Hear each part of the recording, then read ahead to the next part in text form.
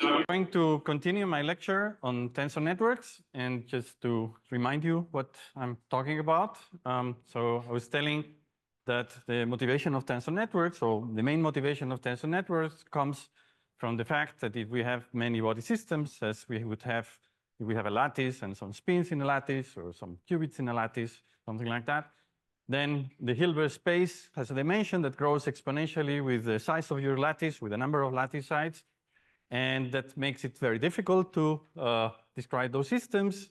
And so one hope is that, well, I also told you that actually the states that appear in nature, ground states, Ball states, thermal states, any state that you can imagine, I mean, will only occupy a tiny part of Hilbert space. So the fact that the Hilbert space is so big, I mean, should not be such a big issue.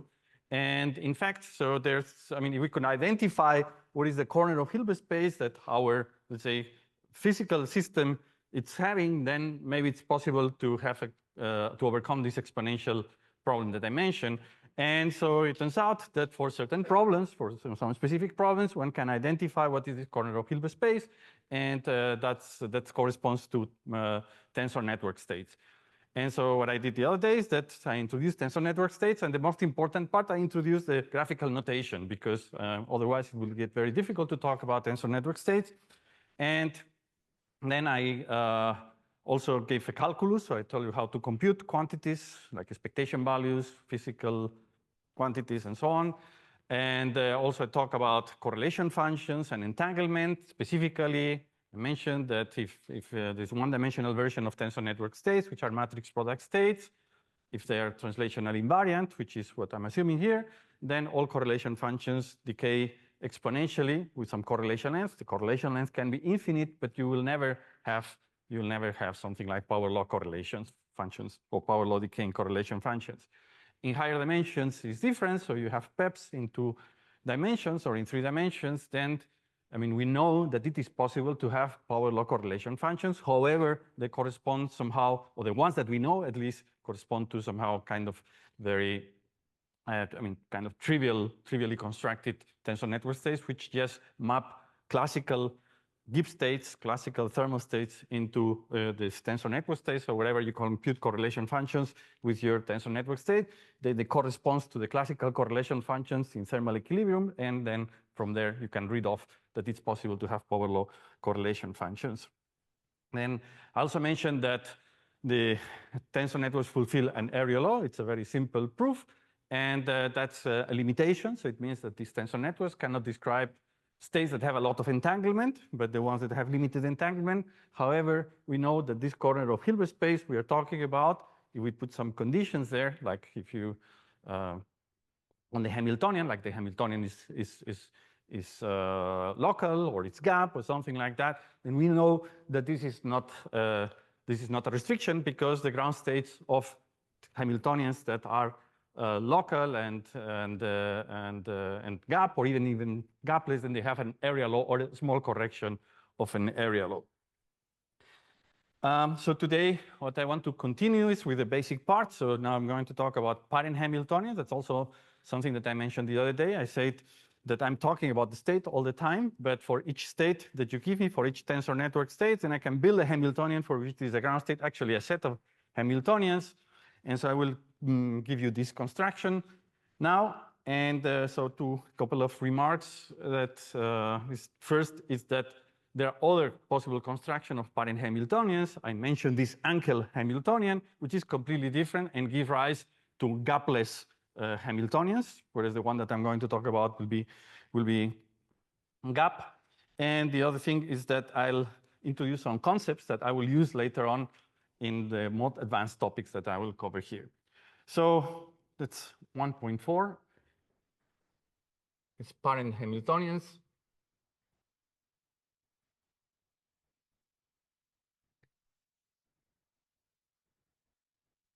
Okay, and so for that, I will first introduce a couple of concepts that you have heard about in some of the talks by the other speakers here. So one of them is injectivity or injective PEPs. And also, as I mentioned the other day, I will give all the examples and everything that are typically in one dimension, but most of the things, if not all the things that I'm talking about, are true in higher dimensions. So it's very trivial to do the same thing in higher dimensions. And the idea of an injective PEPs is that we can take a tensor, which has always a physical index and some auxiliary indices, well, maybe it has even 4 in 2 dimensions, or something like that. So we can see this tensor as a linear map from the auxiliary indices to the physical indices. So we can take this tensor and consider it as a linear map between the Hilbert space of the auxiliary indices.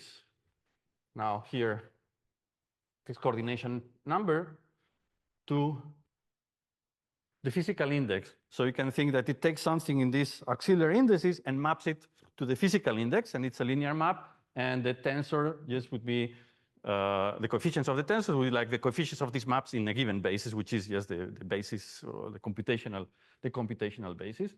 And if this linear map is injective, then we say that we have an injective PEPs or an injective matrix product states. And injective means that each of the objects of the image has only one object that is mapped to that. And so this also means that this map is right invertible, so that I can take my map and I can find an inverse to that, because there is only one point that goes to that, so I can always go back. And so in the language of tensor networks, so this means that if I have, let me write it in one dimension, if I have a tensor corresponding to an injective matrix product state, there is always another tensor that corresponds to the inverse of this tensor, meaning that if I apply, then I will have the identity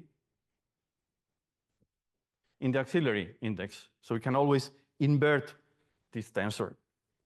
And first thing that you notice is one necessary condition for a map to be injective is that the dimension of the linear space, the image linear space, has to be larger or equal than the original one. So it's required that this D, the physical dimension, has to be larger or equal than D to the power, this coordination number. Because otherwise, if this dimension is very small, it's impossible that each element here has only one arrow pointing at it. So it will have many arrows pointing. So that's a condition for invertible. So in general, if I have a tensor, then the physical dimension may be small, this auxiliary dimension may be large, so the tensor will not be injective in general. So, but we learn, and this injective property is very useful in order if you want to prove theorems and so on. So that's why what one can do is to block. Now you have a tensor network, block and hope that after blocking, then you will get something that is injective. And if this happens, this is what we call normal. So a normal tensor network is one that after some finite number of blockings, then you get a tensor that is injective. So for example, imagine that I give you this tensor corresponding to a matrix product state. This dimension is 2. This other dimension is maybe 4. This cannot be injective because this dimension is too small to become injective. Now I can start blocking. And at some point, you see that the auxiliary dimension, so this is what I mentioned the other day, that I will say that this is something like that. If I block, that's an operation that I defined the other day, that the physical dimension now is growing, whereas the auxiliary dimension is not growing. So at some point, this physical dimension would be sufficiently large in such a way that I will have this condition, and then I have the possibility of becoming injective. And if this happens, then I say that my matrix product state or my PEPs is normal. And this will happen independent of the dimension, because now if I take any dimension, like for example 2 dimensions, like that, and I block, then these auxiliary indices the dimension of the auxiliary indices will scale like the dimension of one index to the area, so to the power of c, and now the number of this is L, so some L, the blocks that I have taken in one dimension, in one direction, whereas this one grows like the volume, so this will go like d to the power L squared. If I have an L, I make a block that is L by L. And so you see that this goes like L squared, this like L, so at some point this will win, and when this wins, then I have this possibility such that the map is injective. And in fact, it's very easy to show that if you take a random tensor, then it will be normal. So if you block, then it will become injective. Now, there are some tensors that can never become injective, and those are the interesting ones. So these are the non-normal.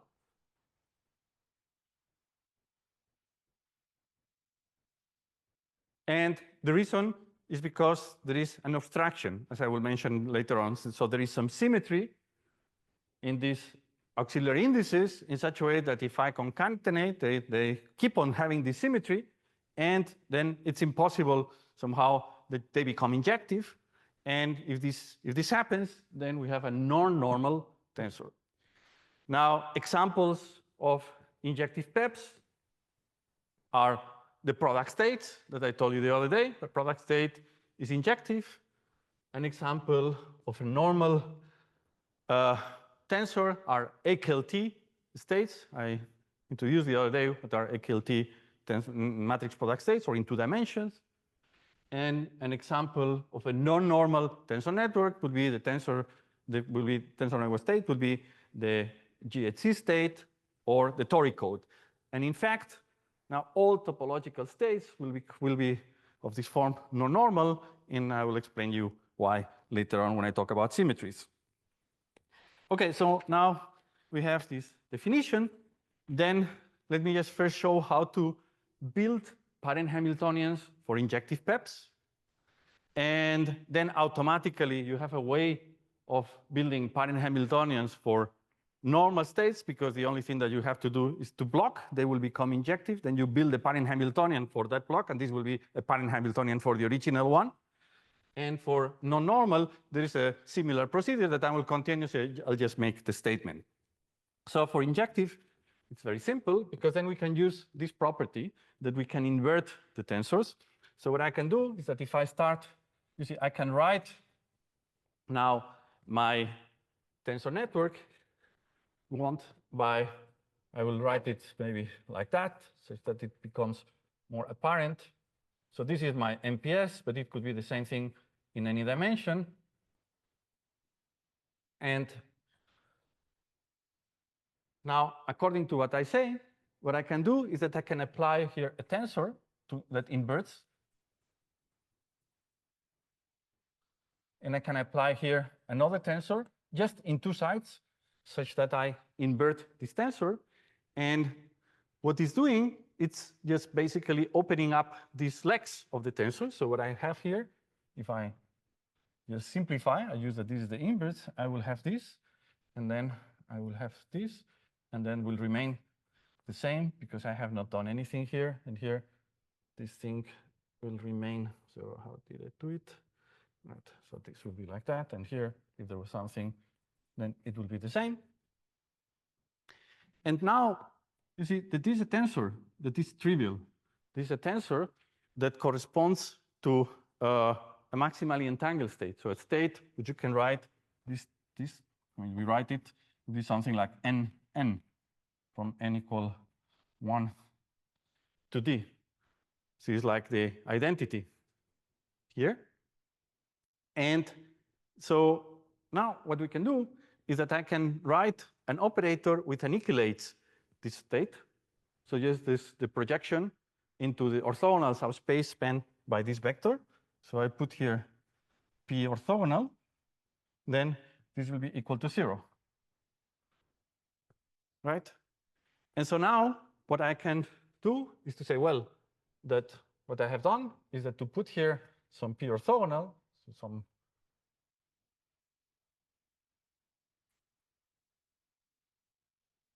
some operator here, which is this one here, which is acting just in these two indices. So it's this one here. And I know that this is equal to 0. So in other words, I have found some operator P in such a way, or let's say P, in such a way that if I put these two inverses, we call this Q, or Q minus 1, Q minus 1, this annihilates my whole matrix product state. Right? If I invert and apply this operator, then this is equal to 0 just by construction. So what I can do here is just to put the dagger of this operator to make it Hermitian.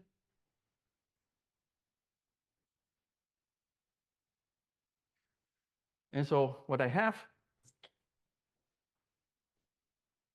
is just an operator, which is the one that I have there. Call it H, such that H, which is acting on side A, let's call side A the one on the left, so that this is equal to 0. And on the other hand, this operator is a projector, which is a positive semi-definite operator with something and something dagger. So this is still a positive semi-definite operator. So this is a positive semi-definite operator. So all the eigenvalues are positive or 0. And so I found a state which annihilates my state. And now if I take the sum of all HI, so if I have the sum of this projection here, and this projection here, and this projection here, and this projection, since the state is translational invariant, this will also annihilate my state. This is positive semi-definite because the sum of positive semi-definite operators is positive semi-definite. So this will be a ground state of this Hamiltonian. And it's very easy to prove that it's unique. And the reason why it's unique is that you take another one which fulfills that, and then you basically undo this proof, and then you show that this is the unique one. So with that, what we have shown is that you have an injective state, an injective MPS or an injective PEPS. It's always possible to find a Hamiltonian which annihilates the state, and it's the unique ground state of this Hamiltonian. This Hamiltonian is called frustration-free because not only the Hamiltonian annihilates the state, but is a sum of terms. Each of them is positive, and each of them annihilates the state. Okay? So now you have a normal PEPS. Then what you can do is to first block until you become injective. And when you become injective, then you do the same exercise. You will get a Hamiltonian, and this Hamiltonian will be the parent Hamiltonian of your normal state. You can also do it in the same way. And now, what happens if you have non-injective? Then you can do some similar procedure that I'm not going to explain. You block until you get as much injective as you can, which you can properly define. And then you do this exercise. And what you will find is a parent Hamiltonian. However, now your state would not be the unique ground state. And in fact, you can show that it's impossible to find a Hamiltonian for which, a local Hamiltonian for which this is a unique ground state. But the Hamiltonian that you build will have a degeneracy, and this degeneracy will be finite, will be a constant, independent of the size, that will depend on the form of this normal state. And when I talk about advanced topic, I will talk a little bit more about that. Now, maybe a couple of remarks. The first is that in most of the occasions, you can find even a simpler parent Hamiltonian. So in fact, if you look at the review model physics that I mentioned before, then one can show that if you have a state that is normal, then you don't have to block until you are injective and then apply this procedure. But you can find directly a parent Hamiltonian after a length, which is the length at which you're becoming injective by 1. And the only thing that you have to do is to take, maybe write it here. So if you have not normal, then there is another way which is more efficient in order to build the parent Hamiltonian, because it will not act in so many sites. it acts in less sites. And the idea is just to take L plus 1. If L is the injectivity length, whenever you block, you get injective, you take plus 1. And then you just take your state. You find the reduced state with respect to this L plus 1 side. So you trace everything else except for this L plus 1 sides. Now, this is a density operator. You can show that this density operator is rank deficient. So it will have some kernel. And the idea why it would have some kernel is because this D will be strictly larger than the D to some power. That this means that it has a kernel. So you write what is the projection into the kernel of rho. And this projection in the kernel of rho is the one that you use for the parent Hamiltonian. Then you take the projection, the kernel, this is the sum I, at some position I, the first position where you take, then you sum with respect to all possible positions, and then you can show that this is also a parent Hamiltonian that is not acting in two L sides, but just in L plus 1 side, and your normal state is a unique ground state of this parent Hamiltonian, which is still positive semi-definite and has all the properties. Now, what about the gap? So now we say that if you give me any state, it's generic, it will be normal, then I can find a parent Hamiltonian, and it's a unique ground state of this parent Hamiltonian. If it's not normal, there will be a parent Hamiltonian, there will be degeneracy, but can we say anything about the gap? And yes, indeed, we can say something about the gap. And so the first thing is that for MPS, here I distinguish between one dimension and higher dimensions. So if it's normal, then there is always a gap. If it's non-normal, then there is a degeneracy that I mentioned before, but there is a gap on top of the degeneracy. So there's also a gap. And for PEPs, so higher dimension, then what happens is that in the thermodynamic limit, the gap may close even if you're normal. So you have the normal, and then you can have either gap or gapless. And the way in which you can show that is first, for the gapless case, I gave you an example again. I told you that for PEPs, one can always encode in these PEPs a classical thermal state that has power law correlations. It turns out that if you do that, then you can show that the PEPs is normal. So in that case, you will have a normal PEPs that has power law correlations. But if it has power law correlations, there is a theorem that tells you that it cannot be gapped, because all gap states have exponential correlation. So the same example that I gave you yesterday tells you that one can have normal states that are gapless in the thermodynamic limit. For any finite system, you will have some gap, but the gap will close in the thermodynamic limit. Now, so how do you prove that? I'm not going to do it here, but there is, proving gaps for Hamiltonian is something that is difficult in theory, but in this case, it becomes possible. And the reason is because you can use this tool, a mathematical tool, which is called the martingale method. And the idea is the following. You have a frustration-free Hamiltonian, so we have the H that fulfills that H psi is equal to 0, and that's a positive semi-definite. And if you can show that H squared is larger or equal that there exists an epsilon, positive epsilon, in such a way that this is true, then automatically you know that H is gapped. And the reason for that is that you could write this equation as H divided by epsilon square is larger or equal that H divided by epsilon. And then you can convince yourself that this means that maybe there is the ground state which has zero energy, for which this is true. So for the ground state, I mean, this is a spectral definition, so the eigenstates are the same. So the eigenvalues here are larger or equal to the eigenvalues here. That's what it means. And so now the zero eigenvalue, of course, fulfill this condition. And now here it means that now you have an eigenvalue which has to be larger or equal than this one here, and that is not zero. And the other possibility is that this is larger than 1.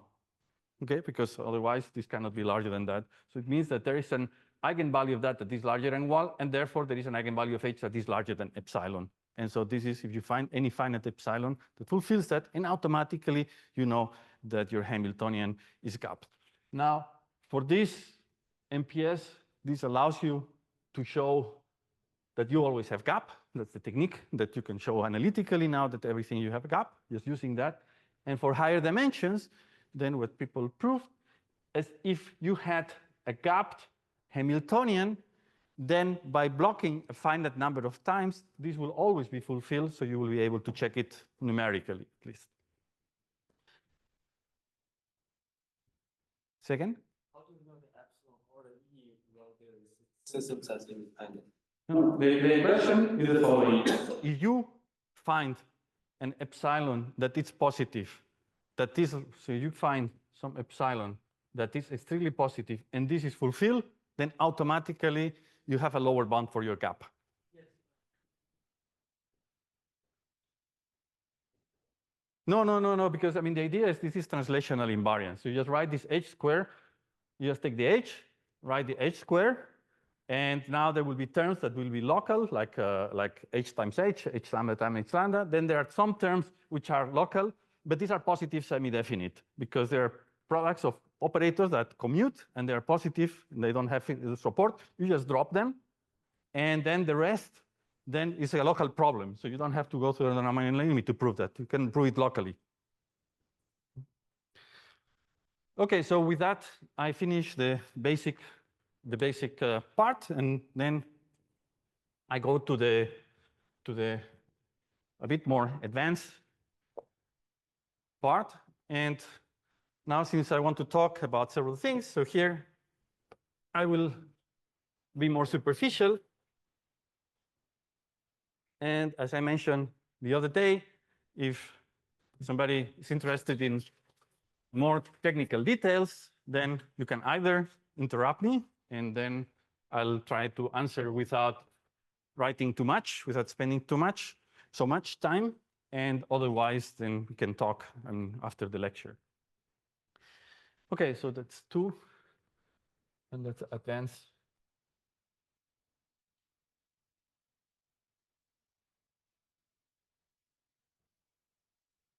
And so the first thing that I want to talk about is about efficient descriptions.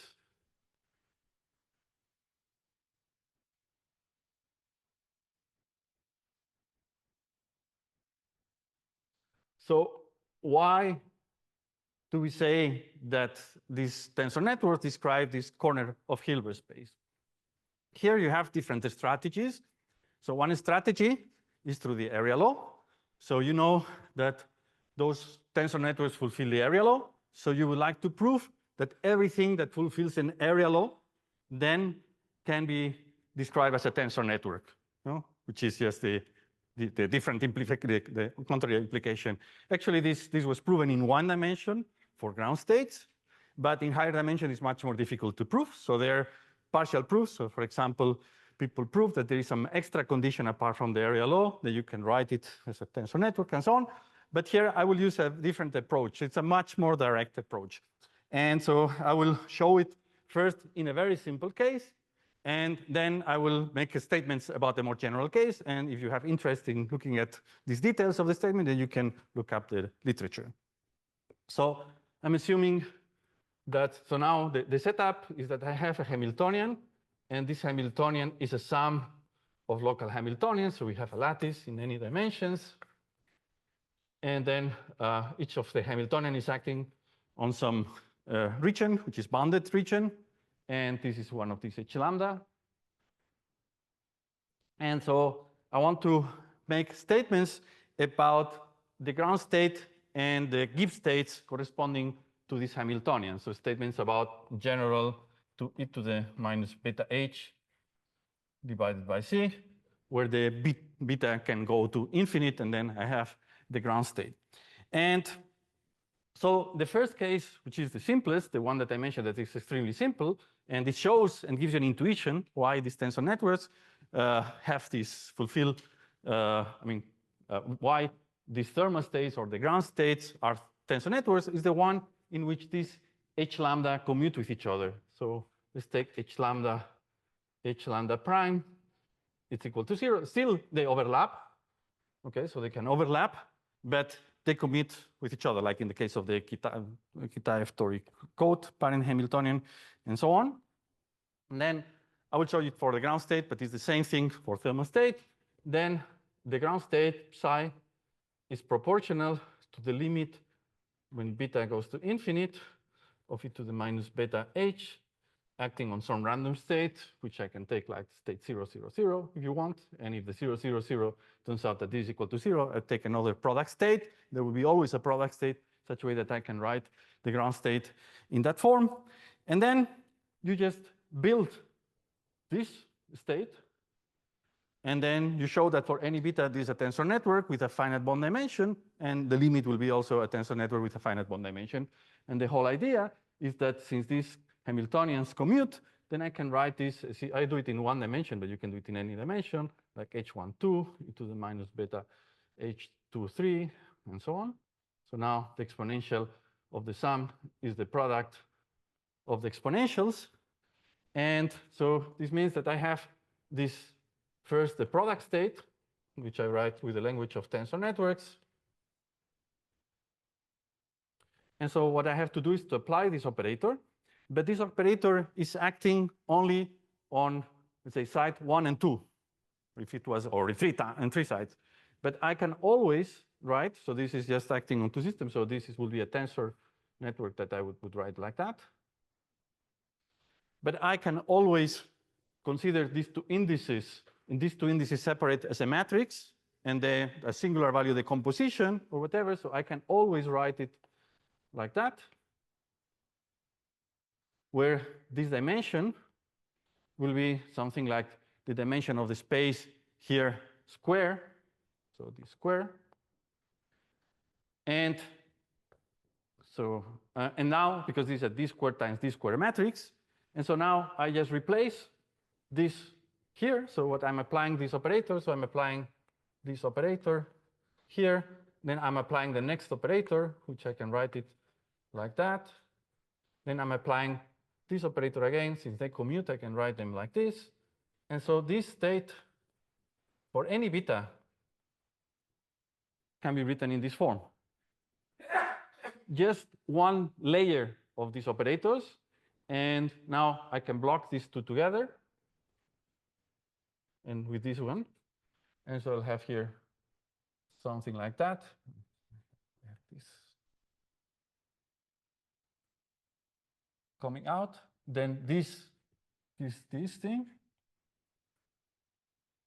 And then you see that what I obtained is a matrix product state where the bond dimension is upper bounded by this d square. So it's constant.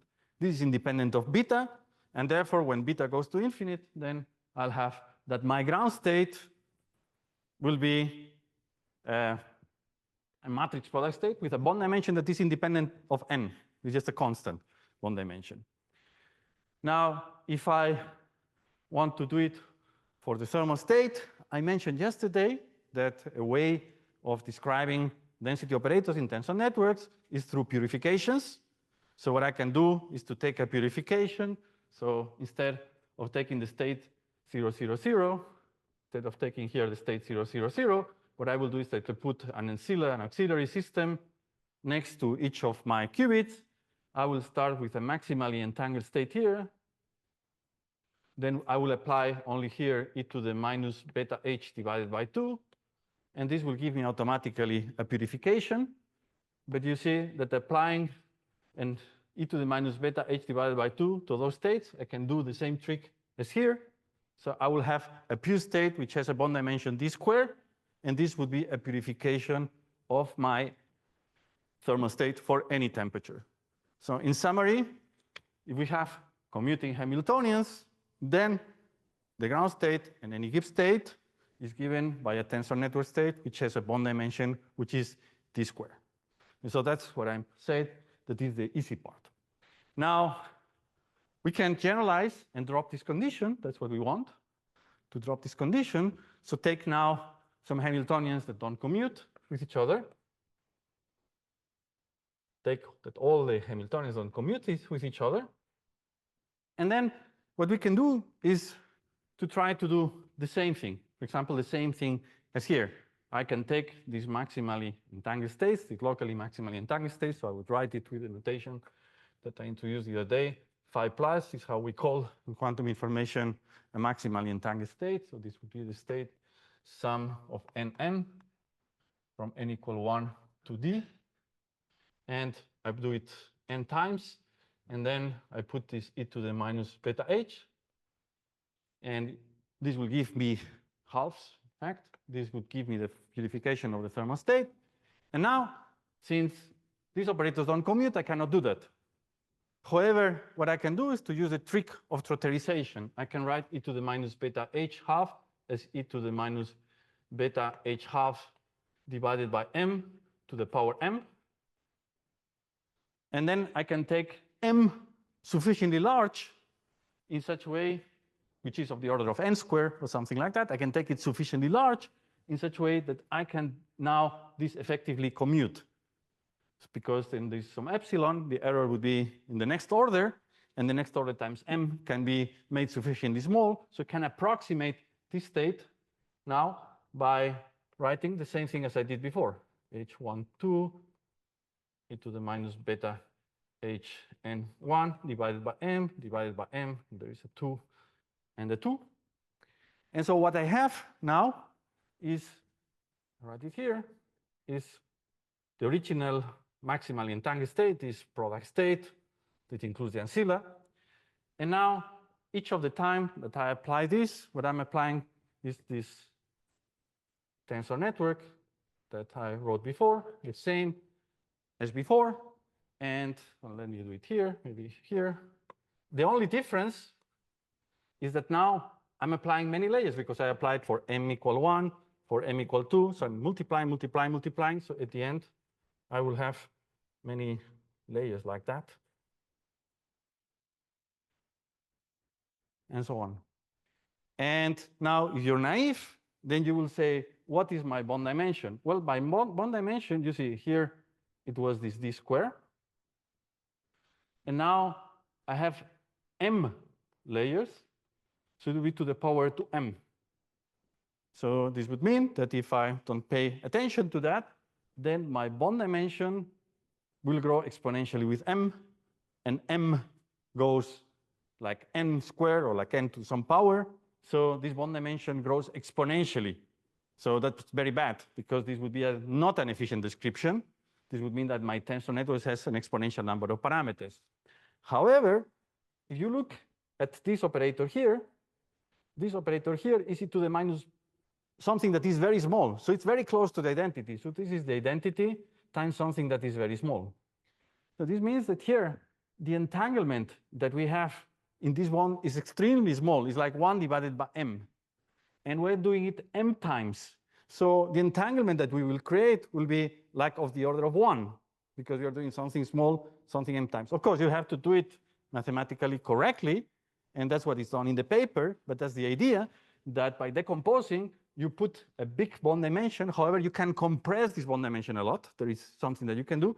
And in that case, it's where you can prove that for this state, you can find in any dimensions a tensor network, a PEPS representation in which the bond dimension goes like n to the power n divided by epsilon. The epsilon is the error, the many-body error that you allowed. So the fidelity, let's say the one norm difference between your density operator and the ideal density operator to the power beta. Okay, so this tells you, this is a proof that for any finite temperature, then you have a polynomial growing bond dimension. Now, you go to 0 temperature, this beta goes to infinite, so this bound doesn't make sense. Actually, this is an upper bound. Right? This doesn't make sense. And now what you can do is either to say, well, what happens if my Hamiltonian is gapped? So if your Hamiltonian is gapped, then you can replace this beta infinite by log n. That's enough in order to get a big overlap with your ground state. So what you get is that it grows like n to the power log n. And that's the best bound for general tensor networks for the ground state. The bound is n to the power log n. So the statement at the end is that there are proofs if you put extra conditions on the area laws that you have a ground state approximation in which a bond dimension grows only polynomially with n. Now, in full generality, for any Gibbs state at any finite temperature, the bond dimension for the approximation in terms of the purification grows polynomially with n. And for 0 temperature, if your Hamiltonian is gap, then you can prove an upper bound which is like n to the power log n. Okay, so that's what is known up to my knowledge.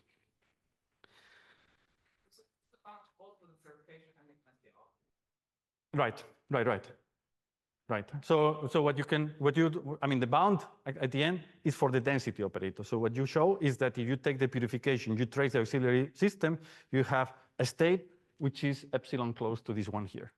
So the example is inefficient for the dense operator is not a Gibbs state.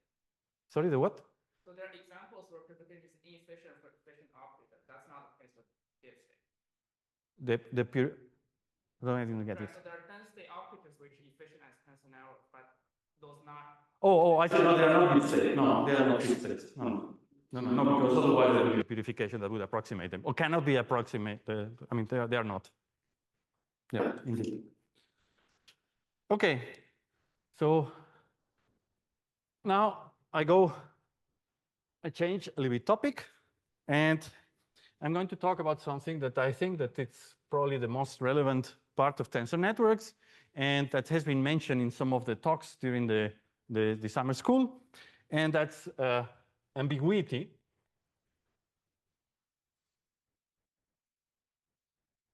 And a fundamental theorem.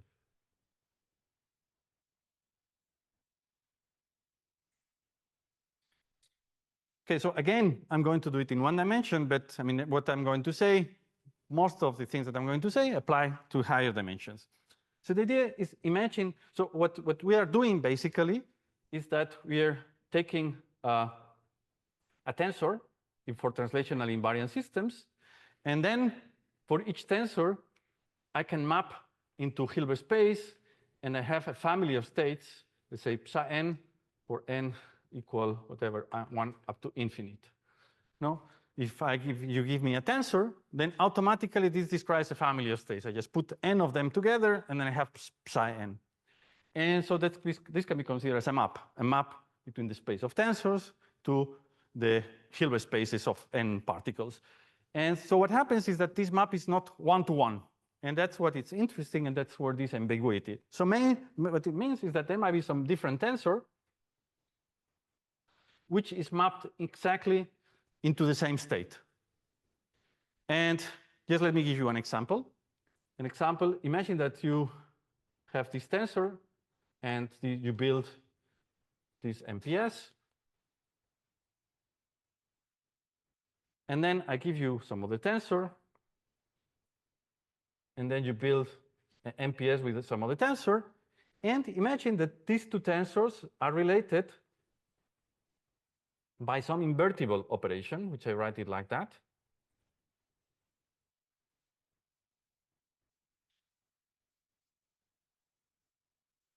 Where this x it has two indices, a matrix. So I put the matrix X, and here the inverse of the matrix X. Now, let's replace mentally this tensor here.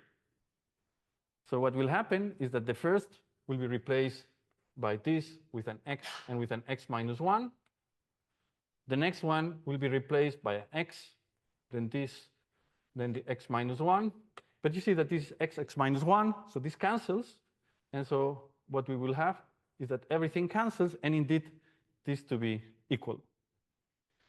So in other words, if you give me a tensor network, a tensor, then I can always build some other tensors that will produce the same state. The only thing that I have to do is to conjugate my tensor with this x and x minus 1 for any invertible matrix x.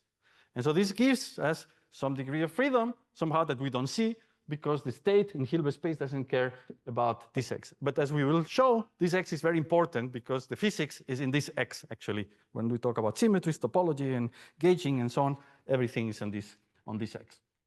So this now allows us to do two things. So the first thing is that we would like to come out with a canonical form, such that when I give you a tensor network and you give me some other one, we don't have to start checking if it's the same or it's not the same, so that everybody speaks the same language. And so this would be to choose some x in such a way that can put some extra condition to the tensor so that everybody, all of us, speak the same language. So that's the first thing. And the second thing is the fundamental theorem. And the fundamental theorem tells us that if two tensors, so what I show here is that if two tensors are related by that, then they give rise to the same state. Now, the fundamental theorem is just the opposite implication. If two tensors give rise to the same state, are they related by this transformation? Is this the only possibility that two tensors give us the same state? And the fundamental theorem tests that, yes, that's the case. However, it puts a little bit of constraints, as I will mention in a second. And the reason, again, is because we meet, again, undecidability here. And that's why, in full generality, you cannot make these statements. But anyway, let me explain what I mean by that. OK, so the first thing is then canonical form. The canonical form. And I do it for MPS. Now, that's one of the situations which in higher dimensions, the canonical form has been defined very recently. So there is a paper by David Perez Garcia in which, in very mathematical terms, he does it in higher dimensions, but I'll do it in one dimension here, which is very simple. And so the idea is that now what we can take is our tensor AI, and we are allowed to multiply by x and by x minus 1, and in such a way that we impose, since we can choose that we impose an extra condition to this AI. And to know what is the condition that we impose, it's very useful to relate this tensor to what is called completely positive maps. So completely positive maps are maps that map positive operators to positive operators, actually completely semi-positive, positive semi-definite operators into semi-positive operators. And it's known that the positive map, epsilon, if you apply to some rho, can be written in terms of what is called a Krauss decomposition, sum over I, AI, rho, AI dagger.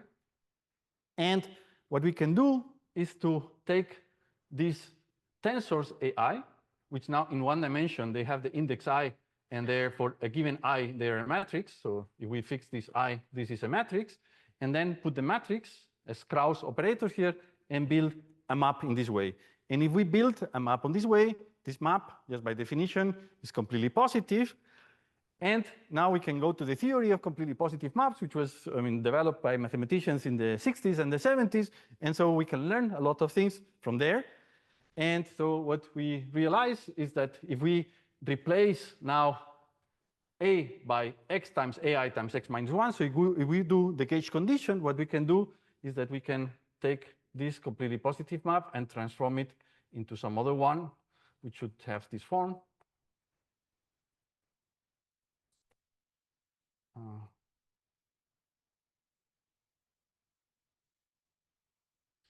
So that's a map that first multiplies your density operator by xx minus 1, applies the map, and then xx minus 1. So what it means is that given a map, we can construct other maps which have composed in this form. And now from the theory of maps, then we note that all maps, all positive maps, have a fixed point corresponding to the maximum eigenvalue, which can be taken as 1. And there is something that is called Ferron-Provenius theorem that tells you that this is a positive operator. This can be chosen to be positive. And now, if you use all that, then this allows you to choose actually this fixed point, for example, as the identity operator. So basically, you just take the fixed point and multiply by 1 divided by square root of rho and 1 divided, sorry, this x dagger, I'm sorry. 6 minus 1, and this is x minus 1 dagger, right? So you can just multiply by 1 divided square root of rho, and then this is the identity. And so this means that you can choose this x such that now the identity is a fixed point of your completely positive map. And this is what is called the canonical form. So you can choose always your operators in such a way that this is true, and this means that sum of AI dagger is equal to the identity operator. So summarizing, if you give me a tensor network, I can always find some x in such a way that my tensors fulfill this condition, and then I'll say that I have a canonical form.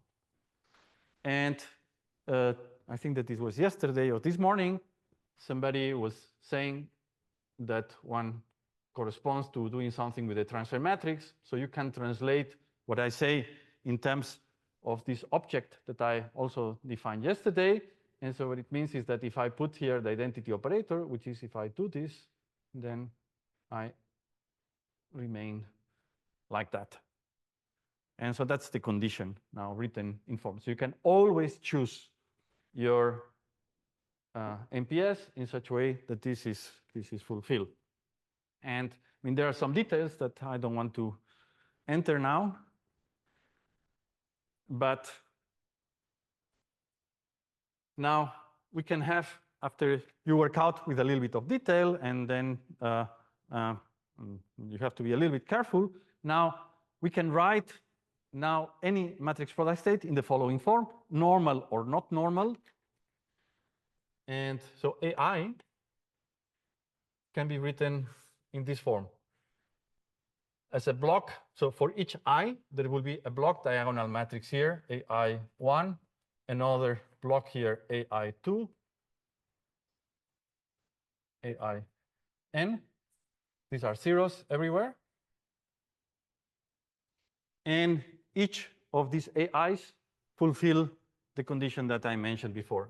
AI dagger, J, sum over I is equal to 1. And so again, so you give me a matrix product state, whatever it's normal or not. What you can do is, first you have to block a little bit. That's the detail that I didn't mention. But if you block just a finite number of times, at most D, where D is the bond dimension, times, you get one tensor. And this tensor can be written as a block diagonal matrix. And these blocks fulfill this condition. And if the tensor is normal, there is a single block. And if it's not normal, then you will have different blocks. And now, if you plug this form into the tensor network, then you will find that your state, the many-body state that you will have, can be written as a sum of a state for the first block, all the A's, plus another state for the second block, plus another state for the first block. So at the end, your state is a linear superposition of states, matrix product state corresponding to each of the blocks. An example of that, the simplest example, would be if I give you the GHC state. I gave you the example yesterday. There were two blocks, right? In one, so it was 1, 0, 0, 0, one matrix, the other one 0, 0, 0, 1. This corresponds to two blocks. And the state can be written as 0, 0, 0, 0 plus 1, 1, 1, 1. So what this tells you is that any matrix product state has this form. It's a kind of state, which is a sum of states that, I mean, maybe they are not orthogonal to each other, locally orthogonal like the GHC state, but they are different states. In the thermodynamic limit, they will be completely orthogonal. And each of them is a matrix product state that is normal. And now, using this canonical decomposition is where you can start proving many of the statements that one can make about matrix product states that I will not make here. Okay, and so maybe about the fundamental theorem. Now, what about the fundamental theorem? The fundamental theorem, again, tells you that if two tensors give rise to the same state, then the states must be related by what we call a gauge transformation. And so this can be proven with full generality for matrix product states of that form. That's true for all matrix product states that have this canonical form. And in higher dimensions can be proven as well if you have states that are normal, injective, normal, not normal, what is called group injective, and Hopf algebra injective. So these are some technicalities. And so they would describe like all the states that we use in practice. That's true. However, it's not possible and it's impossible to prove the fundamental theorem now in generality in higher than 1 dimensions. And the reason, again, is related to undecidability. So if I give you a tensor in 2 dimensions, and I ask you, build a state out of this tensor just by concatenating inputting, it may happen that you start building it, and for 20 sites, you get some state, for 30 sites, but in 10 to the power 10 to the power 10, the state is 0. So when you contract, you hit 0. And so then this means that given a tensor to know if the state is trivial in the thermodynamic limit is undecidable. So you cannot decide, you cannot know. There is no systematic way that you cannot build an algorithm that will tell you if it is like that. And therefore, see, if I give you 2 tensors, if it was possible to find that if they give the same state, they are related by this transformation, this would allow you to decide whether some tensor it's 0 or not 0, because you could compare with some other ones and so on, and this prevents you from having a fundamental theorem now for all possible, let's say, tensor networks. So again, it happens like with the MPDOs that I mentioned yesterday, that undecidability tells you that you better not try to prove things, because then you will find that it's impossible to prove them. And that's one of the cases. However, for the tensor networks that we know, I mean, they have some extra conditions, and this extra condition tells us that this cannot happen, and those give rise to these topological string nets and so on. And for all those, I mean, there's no problem with that. Okay, so now I move on to symmetries and topology, and that's the first simple consequence of this fundamental theorem, is that now we can study global symmetries in tensor networks in a very simple way, and also gauge symmetries and also topological phases. And again, so the idea is that you have a symmetry in your state, which is, I mean, maybe equivalent to if you have a symmetry in your parent Hamiltonian, you have a symmetry in your state, then it should be encoded in your tensor. So you should be able to read it off from your tensor. And so let's see how to do that. This is symmetries.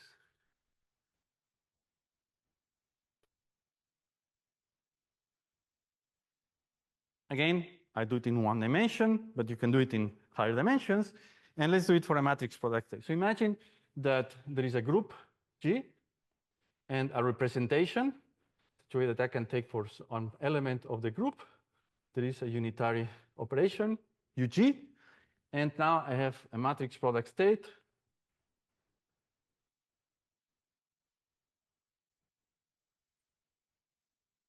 And I tell you that the state is invariant under the action of your group. So meaning that if you apply UG, UG, UG, UG, it means that we have the state psi, and we are applying is UG to all my lattice sites, then my state is invariant. Imagine that this is true. So this means that this has to be equal to the same thing, but without applying the U.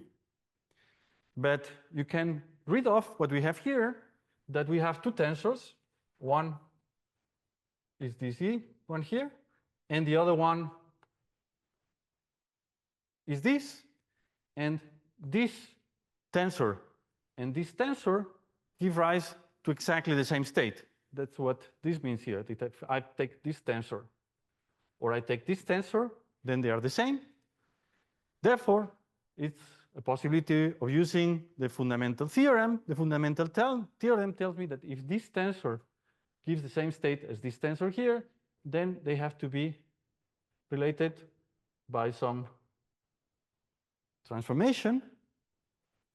Now, you can easily show that since this builds a group, so you multiply by UG and UG prime, then this has to be a representation, so this will depend on G here. And in fact, you have the canonical form that I gave you before, so you have imposed that this sum of A dagger is equal to the identity. You can show that this is a unitary representation, so this has to be a unitary operator, so this is PG dagger. And now you can see that I can redefine V with any phase, that it will cancel because I have here B and VG dagger. So this representation is projective representation. So from here we see is that if we have a global symmetry here, then it has to happen that applying the unitary operation here is the same thing as applying unitary operations on the side. And this form projective representation. And now means that VG1 times VG2 has to be equal to VG1, G2 with some phase that depends on G1 and G2. And now you elaborate on that, and then you study equivalence classes of states that can be connected with each other with circuits that are lock and depth and so on. Then this gives rise to the SPT phases, and the SPT phases, because you have this projective representation, then they are classified by the second cohomology class. So this comes automatically, as I mentioned, from the fundamental theorem and the fact that here you have to have a projective representation. Now, another thing that happens with this unitary operation is that you can read this. I can move, for example, this to the right. And this can put this VG here and show that this is equal.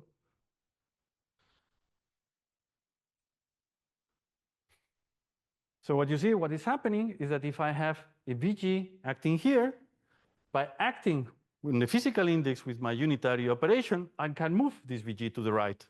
So if I have a chain,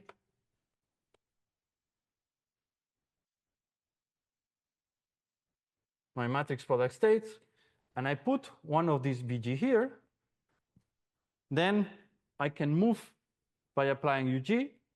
I can move it here. If I apply UG, I can move it here. And this is very much related to the defects and the connections of the defects with the unitary symmetries that you have. Now, what I will not talk about here is something that is a bit more interesting than that, is that here I have been talking about global symmetries, where the symmetry operator is just a tensor product of operators acting on single side. What you can do, and I'll talk briefly if I have time about that, is to look now for more complex unitary symmetries.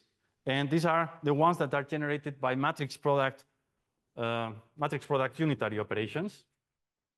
So it may happen, so you can have a single generalization of what I said before, that you have your matrix product state, and then there is a unitary operator that is not just a tensor product of unitary operator, but it's a matrix product operator. So it's something that you apply here.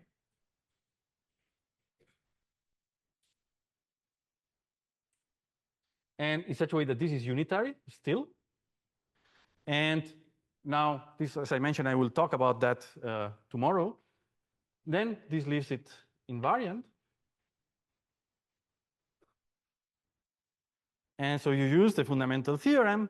This will tell you that somehow this thing that is here has to be equal to this thing that is there. And this, what is there, it's something like that. And since this has too many indices, then means that you have to have some operator here in such a way that this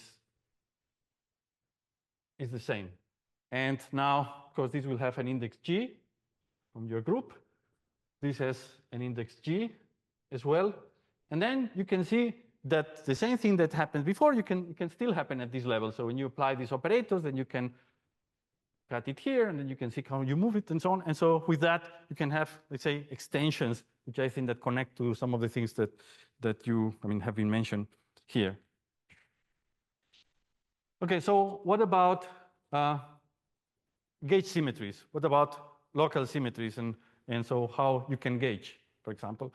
Well, if you have a global symmetry, like this one here, or like this one there, what you can do is what you typically do. You can add additional degrees of freedom to your tensors, and then take the unitary operation that has the symmetry, and to the auxiliary degrees of freedom, you can apply some other operators, and now write, sum with respect to all possible group elements. This will make a projection, and then project your state on that state in such a way that you have the gauge symmetry. And it turns out that the projection that you will build will be a matrix product operator. It means that you can gauge just by putting just degrees of freedom state 0 and writing a matrix product operator like that. That's the way that you can do it. But you can do it in another different way, this gauging, that gives an alternative possibility of gauging. And the idea is the following. So imagine that you have, I'll do it for the simple case, in which you have this symmetry.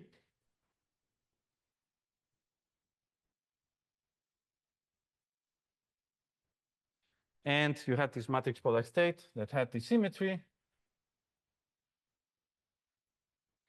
What I can do now is to build another state just by adding degrees of freedom, these other tensors, which could be fermionic or could be bosonic, or the original one can be bosonic and the other one fermionic. That doesn't matter. Tomorrow I'll talk about fermions and bosons. So you see, we have now this new tensor that I have put here. And then you have to impose to this tensor that has the following property, that there is some operator Rg in such a way that this gives Vg Rg, and that there is another operator Lg. Actually, it's a representation in such a way that, that this is equal to Vg dagger. Okay, so you have this property, and now I introduce some other tensors. So another tensor, this is this other tensor. These are the new degrees of freedom that I'm going to put in between the original ones. And I impose now a property which is related to this one here, that whenever I apply some unitary operator, doesn't have to be the same, some representation, that it spits either to the left or to the right, this operator Vg that appears here. And then you can see that if I apply now Ug, Rg, Lg here to these three operators, this puts a Vg, this puts a Vg dagger and a Vg, and this puts a Vg dagger, so everything cancels, so it's invariant under that. So in this way, you can gauge your matrix product state just by adding degrees of freedom. And once you have this symmetry, then you can do these sort of things. And there is a paper that we wrote many years ago. And when is this possible? When you have injective or normal states, it's always possible. You don't have injective and you have SPT phases, then the SPT phase corresponding to the different blocks have to be the same in such a way that you can do that, and so on. But that's an alternative way of gauging.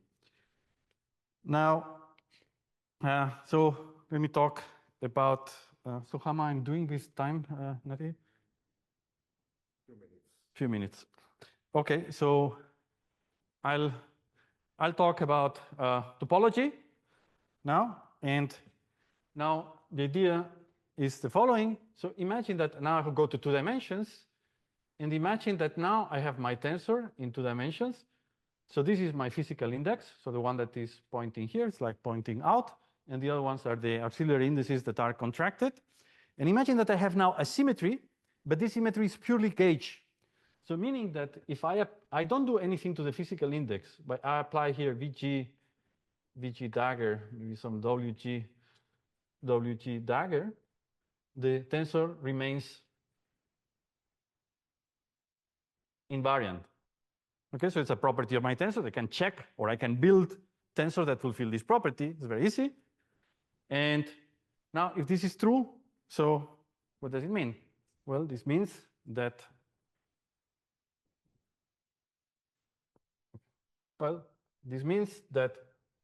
imagine that I have now my PEPs in 2 dimensions that I put on a torus. And I put a line of BGs here. So that's my torus and a lattice with periodic boundary conditions. And then I put these BGs, a product of BGs along this circle here. So it means that now I have BG, BG, BG everywhere. Well, according to this condition, you see I can move this to the other side. And this I can move to the other side. Can move to the other side. And so I use it here. So this BG, according to that, can be moved to the other side. So can be moved here. Can appear here, but it will apply some operator here. But if I move this one here, this will cancel this operator and we'll put an operator here. And everything cancels and you go around the torus, everything will cancel. So it means that this BG can be moved to the right. In other words, that I can move this here. And I can move it wherever I want. And the state will not change.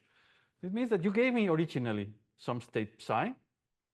And now I give you another psi, which I will call horizontal G, because of vertical G, because I put a line of unitary operators vertically around the torus.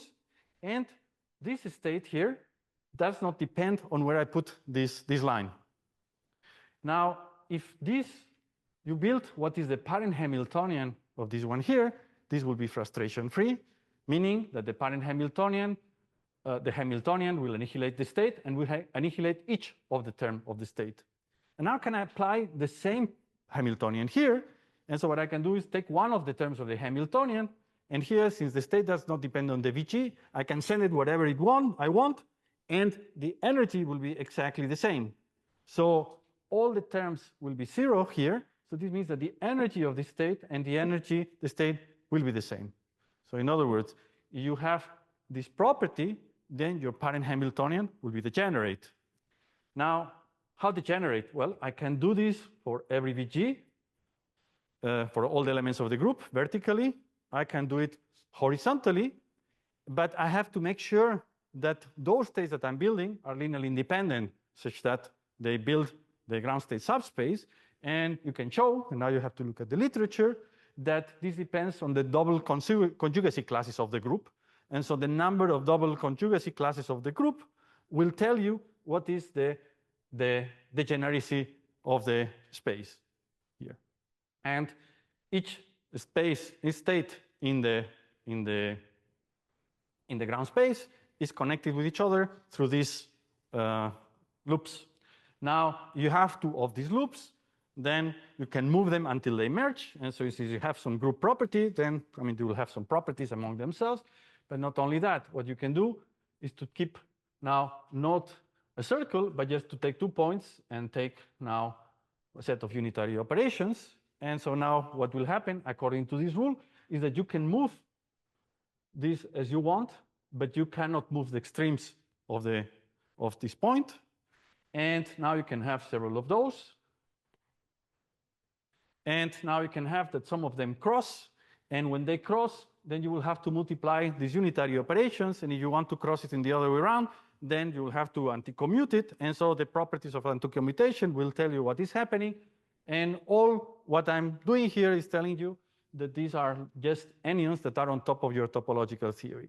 And in fact, if there is an extra condition that you can act on the physical index in order to put these operators here, like in the case of the UG that I had before, that I can have an extra, apart from the condition, some unitary operation that can apply here, that I can put these things here, then I can create the anyons, move it, braiding, and with that, you recover topological theories corresponding to group fusion categories.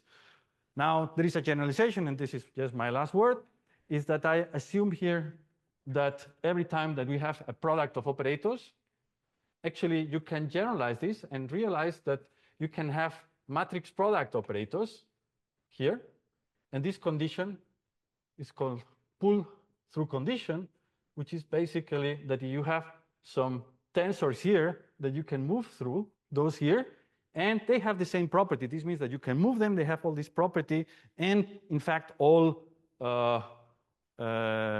stringnet states have this property, can be represented in terms of tensor networks, and this is the way in which you understand all the topological properties. And so I think that I'll finish here. So if you have any question, I'll be happy to answer.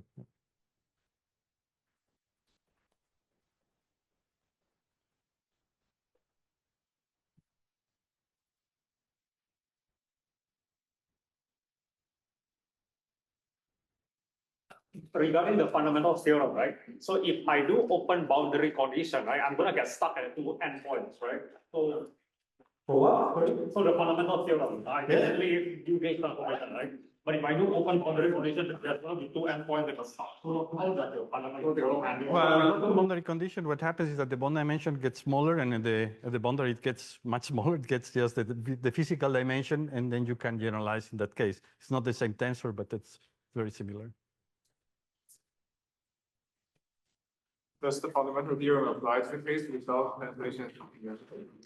It applies to the case without translational invariant, but you have to be a little bit careful in how you define it. So, but instead, so you have a set. I mean, the main question is that here I'm assuming not that if you put two tensors together it gives the same state. I'm assuming that it's for any number of any n. If you put the tensor and build the state is the same. Now, you don't have translational invariant. You have to tell me a way in which you grow, so in which you define a sequence of tensors. So you have to define it properly and then make it mathematically. But if you do it mathematically correctly, then you have fundamental theorem.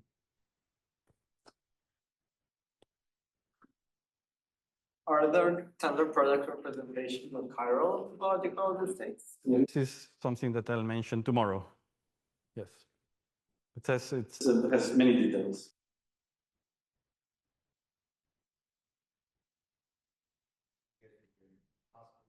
Having 4 questions.